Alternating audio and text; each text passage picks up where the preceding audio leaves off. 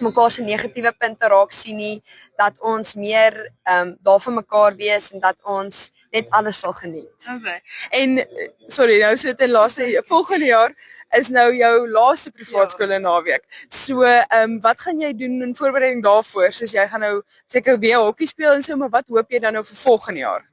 Ek weet eintlik nie. Ek dink ons sal seker ek weet nie. Dis 'n moeilike vraag. Dis nog 'n bietjie ver om te dink. Dis ver om te dink. Ja, nee, ek dink ons is eintlik 'n hele paar. Ek dink ons is 3 of 4 wat klaar maak volgende jaar. So, ek dink ons sal seker die hele jaar saam net ingaan en lekker saam geniet. Ja, ek dink eintlik dis nog so 'n bietjie ver. Ons fokus maar op hierdie jaar om dit van die beste te maak daarvan. Baie dankie Magdalene, dankie dat jy met my gesels het. Bly ingeskakel op Blitsfokkers kykers vir die res van hierdie episode.